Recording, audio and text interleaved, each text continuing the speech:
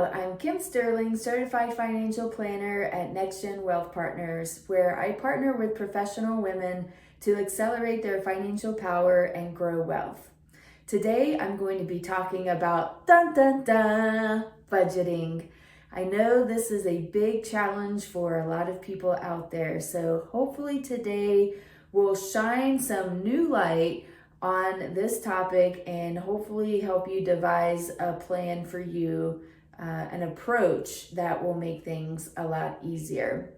Again, I would like to remind you that these videos are educational in nature and not meant to replace financial advice from a professional who can help you with your individualized situation.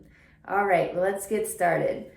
I want to start out with highlighting some financial ratios. You can easily find this information online, but I do find a lot of people don't know about this. So the first ratio is called the housing ratio. And if you have a mortgage, then it's simply your PITI, your principal, interest, taxes, and insurance divided by your gross monthly income. And that ratio really should not exceed 28%. If you're renting, obviously you're not going to have the PITI. It would just be your rent divided by your gross monthly income. But again, you don't want that ratio to exceed 28%. Okay, on now to the next ratio, which I call the all other debts ratio. Again, if you have, whether you have a mortgage or whether you're paying rent, it's going to be your housing. So whether it's the PITI or your rent plus all other debts. Now these are going to be your liabilities, things like credit cards, car loans, things of that nature. We don't want to include insurances in that. It's only going to be things that carry an interest note with it. So, and that is also going to be divided by your gross monthly income, and you want to keep that under 36%. Okay, so if you want to jot this down, that's great. Also, like I mentioned before, you can find these ratios online.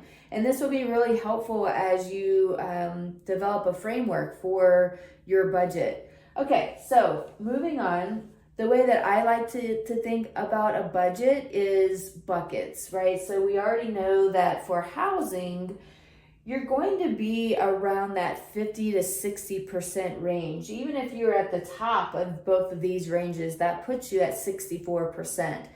So again, trying to keep you sort of maybe not at the top of the range, that will help you when you're talking about your housing bucket. And then for retirement, now this is just a rule of thumb. Again, this is why it's so important to speak with a professional, because you'll get better guidance on your particular situation. Now this is just a framework because it depends on many factors and it depends on a lot of different things of what this range is, but it could be anywhere between 10 to 15% of your gross pay should be going for retirement. Okay, so now you have those two buckets filled. Even if you're at the top range of 60% housing, 15% towards retirement, that's 75% of your gross pay. Now we're looking at 25% left over. What do you want to put into those buckets?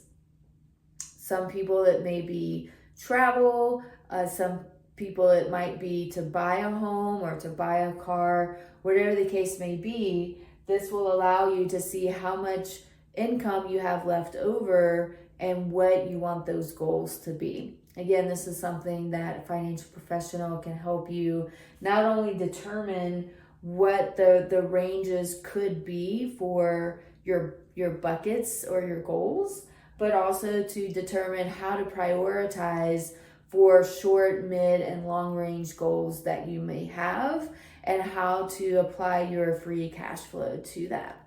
All right, well, I hope this has been helpful. If you're watching this on YouTube, please hit the like and subscribe button. As a reminder, comments are turned off due to regulatory constraints. And if you're wanting to find me on Facebook and LinkedIn, you can do so by finding me at Kim Next Gen Advisor. All right, thank you.